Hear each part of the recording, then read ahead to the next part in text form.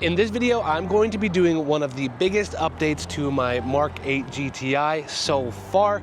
I'm doing the install myself and I'm hoping it's going to make us some actually pretty significant gains. But before we get to that, let me run you through what I've done to the GTI so far. Then we'll get to the install and I'll show you guys before the install and after and what kind of difference it makes for the car. Starting with the outside, I've wrapped this car with the Expel PPF protection all the way up to the hood and then any of the sensitive areas, and that was done by my good friends at Posh Detailing. I'll leave a link for them down below because they are the best in Alberta. Secondly, I've lowered this car on CTS lowering springs, which does a 1-inch drop, and that still gives me the dynamic chassis control. So if you're in eco mode or sport mode, you can adjust the dampening of those springs accordingly.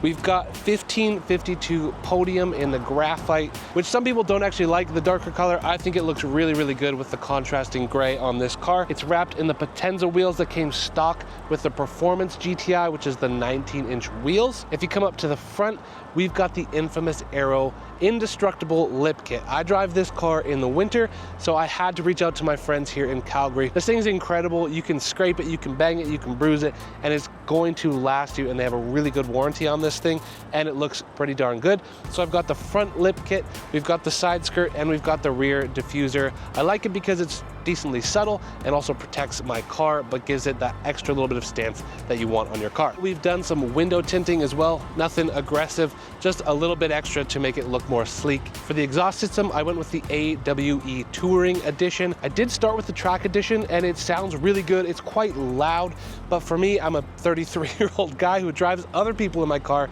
and not everyone is a car person. So when you hit that 3,000 to 4,500 range, it got a little bit too loud in the cabin for my liking. Now that might be to your liking, but it wasn't for me, so I ended up with the Touring Edition, which to me is all the tone that you would ever need. It sounds so good, but you don't have it too loud in the cabin. The last exterior piece is this little wing that I got off Amazon. It was the cheapest one I could find, honestly, and I think it looks pretty good. I'll link it down below. I don't think it's actually that bad for the price that you can get it. This isn't the Golf R wing because that runs you about $1,000, and this one ran me about $250 from Amazon, so that's why I went with this one. It's just a little bit more cost effective and still looks pretty good. The last update we have is the Unitronic carbon fiber air intake.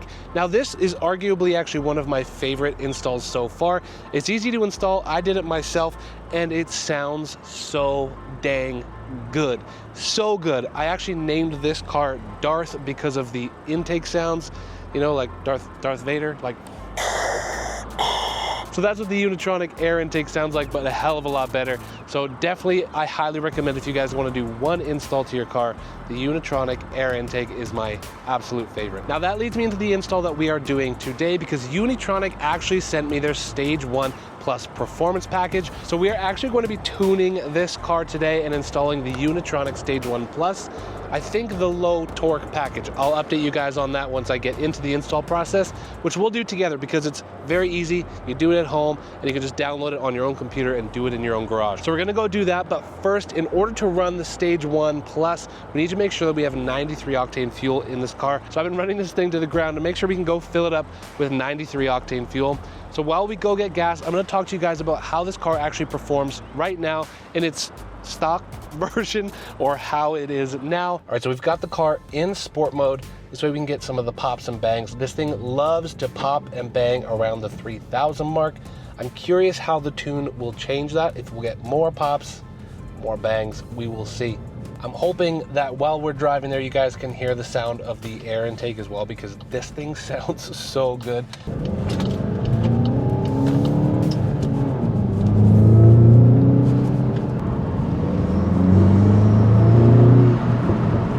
Now, one thing I want to be clear about is that the GTI out of the box is actually a ton of fun. 241 horsepower, 270 torque. This thing is really quick and it's a ton of fun to drive. Even with some of the modifications, you don't really need to do that to have this be such a great sleeper car. And one of the big things that I loved about this car is that you can run it on 87 or, you know, the regular type of octane fuel. You don't need to go up to the 93 octane fuel. So that's a bit of an adjustment for this car with getting the Unitronic tune, that I'm going to have to be paying for that higher octane fuel. Now we're headed to Shell because we're going to get the best fuel in the business. So we're going to get the 93 octane Nitro Plus fuel. For those of you who don't know or don't follow me on Instagram, I'll be working with Shell for the next year. And that's not the only reason I'm going to get their fuel today. It's because they genuinely make actually freaking-tastic fuel. I'm going to be putting the same fuel in my car that they run in the Ferraris in Formula One.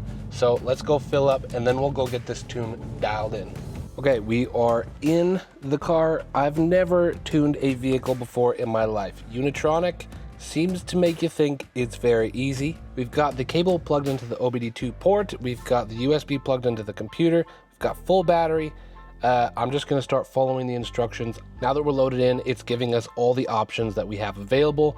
Unitronic has given me access to the Stage 1 Plus with the low torque option. So we're gonna go right there because once you get to Stage 2, you gotta do a few more extra bits to the car.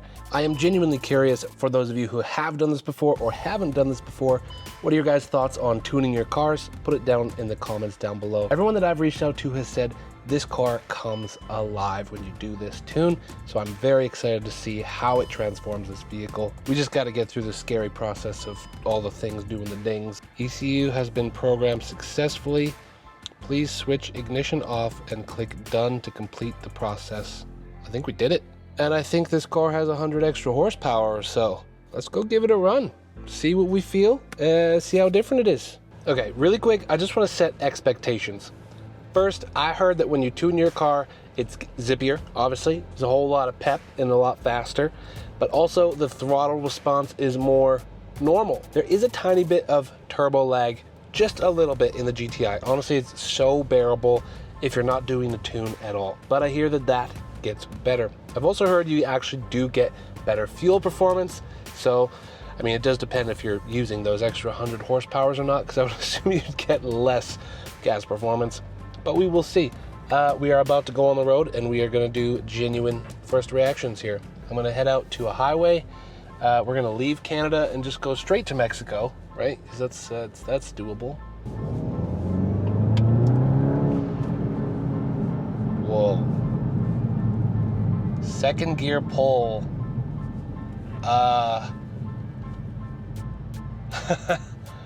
This will be interesting.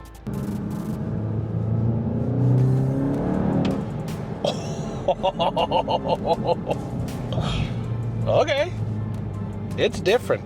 I will tell you that right now. I have a feeling I'm gonna need new tires.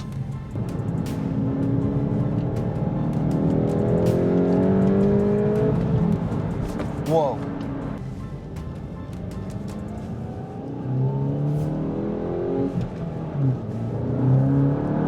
Wow. Second gear is a great time.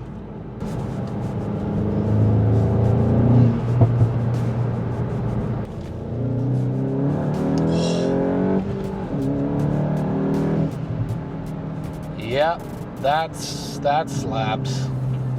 You can definitely see where the potential lies in this car if you did all the modifications, plus not the low torque, because I don't want to wreck my clutch. I need this car to also be my daily and a very usable vehicle at the same time.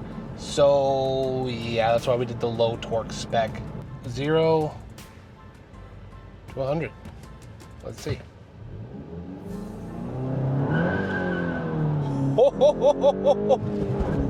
Whoa! And there's 100. Easy. Wow. Left some tires back there. This is so much car for a GTI. This is so much car. Wow.